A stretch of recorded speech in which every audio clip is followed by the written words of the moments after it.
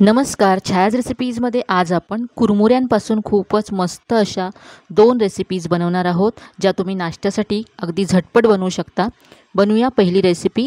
तर इथे मी 2 वाट्या कुरमुरे घेतलेत. तर घरातली कुठलीही एक वाटी सेट करा आणि तिने तुम्ही इथे कुरमुरे मोजून घ्या. आता हे कुरमुरे पाणी घालून स्वच्छ धुवून घ्यायचे आहेत आणि यानंतर हे एका चाळणीमध्ये काढून घ्यायचे आहेत. तर इथे पहा, याच्यातलं सगळं पाणी असं हाताने पिळून मी चाळणीमध्ये ठेवते, म्हणजे याच्यामधलं जे एक्स्ट्राचं पाणी असेल ते सुद्धा निघून जाईल आणि कुरमुरेसुद्धा सॉफ्ट होतील. असेच आता हे चाळणीवरती आपण 5 मिनटं ठेवून देऊया.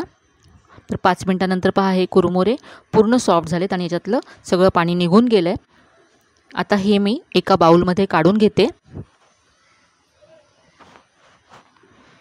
यानंतर यामध्ये आता बारीक चिरलेला कांदा घालायचा आहे. बारीक चिरलेली हिरवी मिरची घातली. ही मिरची तिखट नाही आहे, त्यामुळे थोडीशी जास्त घातली. बारीक चिरलेली कोथिंबीर घालायची आहे. यानंतर इथे मी अर्धा चमचा जिरं घातलं. अर्धा चमचा धनेजिरे पूड घालायची आहे. यानंतर इथे पाव चमचा हळद घातली. आता यामध्ये चवीप्रमाणे मीठ घालायचं आहे. यानंतर चवीप्रमाणे लाल तिखट घातलं. आता यामध्ये आलं लसणाची पेस्ट घालायची. अर्धा चमचा घातले. तुम्ही आलं लसूण किसून घातलं तरी चालेल. आता हे सगळं आपण मिक्स करून घेऊया. हे सगळं व्यवस्थित असं मिक्स केल्यानंतर यामध्ये 2 चमचे बेसन घालायचे आहे. बेसनामुळे कुरमुऱ्यांना बाइंडिंग येईल. यानंतर 2 चमचे इथे तांदळाचं पीठ घालायचं आहे. तांदळाच्या पिठामुळे रेसिपीला छान कुरकुरीतपणा येईल. तांदळाचं पीठ जर घरी नसेल तर तुम्ही नाही घातलं तरी चालेल. याच्याशिवायसुद्धा तुम्ही ही रेसिपी बनवू शकता. आता हे सगळं आपण मिक्स करून घेऊया. आता यामध्ये पाणी घालायचं नाही आहे. कुरमुरे ओलसर आहेत, त्याबरोबरच आपण यामध्ये कांदा घातला आहे, त्याचासुद्धा यामध्ये ओलसरपणा आहे. त्यामुळे असंच आधी हे मिक्स करून घ्यायचं आणि नंतर हे जर ड्राय असेल तर इथे 1 ते 2 चमचे पाणी घालायचं आहे. तर पहा, अगदी थोडंसं पाणी घालून हे आता मी असं मळून घेतलं.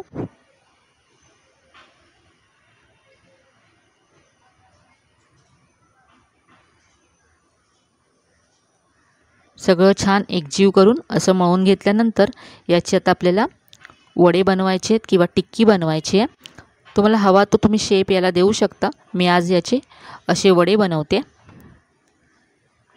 अगदी झटपट होणारी अशी रेसिपी आहे आणि साहित्यसुद्धा घरी उपलब्ध असलेलं वापरले आपण. यामध्ये तुम्ही तुमच्या आवडीच्या भाज्या घालून सुद्धा हे बनवू शकता. किसलेला गाजर, बारीक चिरलेली शिमला मिरची हे सुद्धा तुम्ही घालू शकता. तर इथे पहा, अशा टिक्क्या बनवून घेतल्यात. यामध्ये तुम्ही वाफवलेला मटारसुद्धा घालू शकता, स्वीटकॉर्नचे दाणे घालू शकता. याबरोबरच बारीक चिरलेला कोबीसुद्धा घालू शकता. तर इथे आता मी पॅन गरम करत ठेवला. यामध्ये 4 ते 5 चमचे तेल घातलं. यावरती आता या टिक्क्या घालायच्यात आणि शॅलो फ्राय करून घ्यायच्यात. एका बाजूने फ्राय झाल्यानंतर या उलटून घ्यायच्यात. गॅसची फ्लेम मिडियमच ठेवायची आहे. पाहू शकता, एका बाजूने मस्त असा रंग आला आहे, तर दुसऱ्या बाजूने सुद्धा या टिक्क्या आता आपण फ्राय करू. दोन्ही बाजूने मस्त गोल्डन ब्राऊन होईपर्यंत आणि कुरकुरीत होईपर्यंत या फ्राय करून घ्यायच्या आहेत.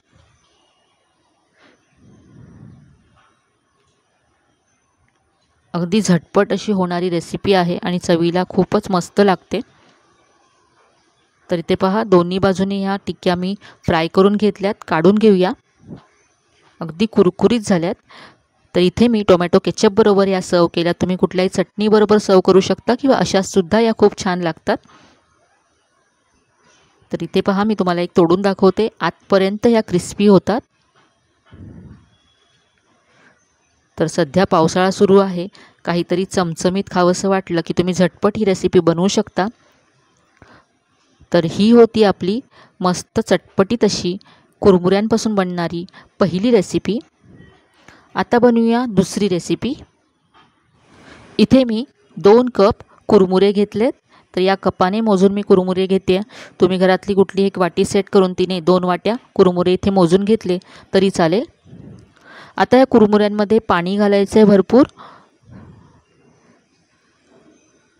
तर हे कुरमुरे पहा असे पाणी घातल्यानंतर वरती येतात, तर चमच्याने हे असे प्रेस करून पूर्ण भिजवून घ्यायचे. आणि आता असेच हे आपण बाजूला ठेवून देऊ, म्हणजे ते छान सॉफ्ट होतील. आता इथे दुसरा बाउल घेतला मी. यामध्ये अर्धा कप रवा घालायचा आहे. जाड किंवा बारीक कोणताही रवा तुम्ही इथे घेऊ शकता. आता रव्यामध्ये रवा भिजेल इतकं आपल्याला पाणी घालायचं आहे. पहा, रव्याच्या थोडंसं वरती पाणी आलं, इतकंच पाणी घातलं. आता कुरमुरे आणि रवा दोन्हीही आपण असंच 5 मिनटं बाजूला ठेवून देऊया, म्हणजे रवासुद्धा छान भिजेल आणि कुरमुरेसुद्धा सॉफ्ट होतील. तर इथे आता साधारण 5 मिनटं झालेत आणि हे दोन्हीही छान भिजलं गेलं आहे. तर आता मिक्सरच्या भांड्यामध्ये काढून घेऊया.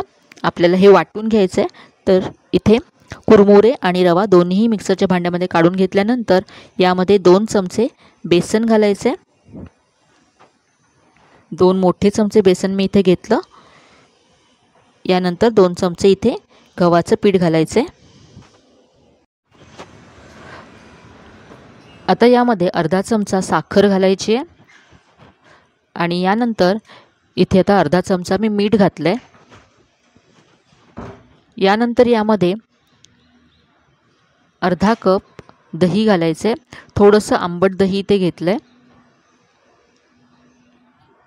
यानंतर त्याच दह्याच्या कपामध्ये मी 1 कप पाणी घेतलं आहे. सगळं 1 कप पाणी इथे घातलं.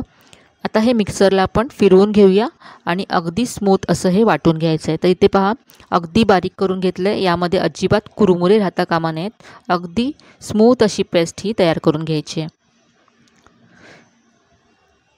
आता हे आपण एका बाउलमध्ये काढून घेऊया.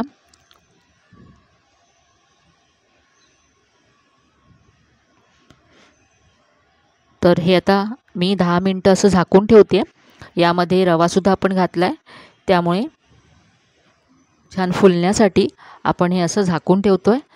आता आपण चटणी बनवूया. तर इथे मी अर्धी वाटी ओलं खोबरं घेतलं. यानंतर थोड्याशा हिरव्या मिरच्या घेतल्या. 1 मोठा चमचा भाजलेली चण्याची डाळ घेतली. यानंतर थोडंसं आलं घातलं आहे. आता यामध्ये थोडीशी कोथिंबीर घालायची आहे.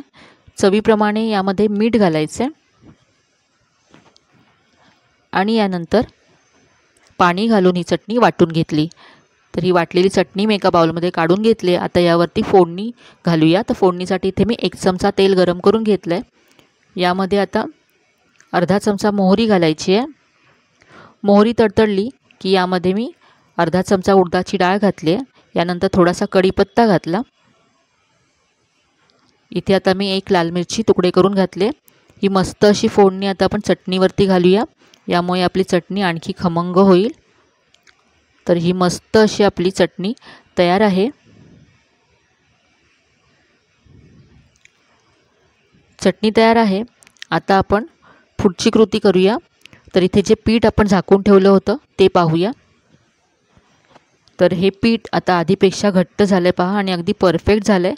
तर नेहमीचं आपलं जसं डोश्याचं पीठ असतं तसंच हे झालं आहे. यामध्ये आता पाव चमचा बेकिंग सोडा घालायचा आहे. सोड्यावरती पाणी घालायचं आणि हे मिक्स करून घ्यायचं आहे. याचे आता आपण डोसे बनवणार आहोत.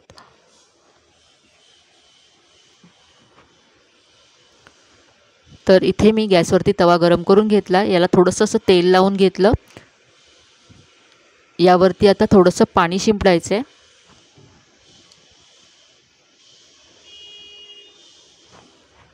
पाणी पूर्ण सुकलं की यावरती 1 ते 1.5 चमचा पीठ घालायचं आहे आणि डोसा पसरवून घ्यायचा आहे.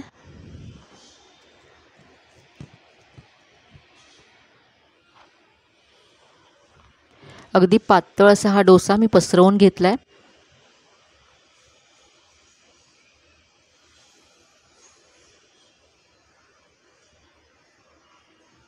गॅसची फ्लेम मीडियम ठेवून आता आपल्याला डोसा भाजून घ्यायचा आहे. तर वरची बाजू ड्राय झाल्यानंतर इथे तेल लावते. तुम्ही बटर किंवा तूपसुद्धा लावू शकता.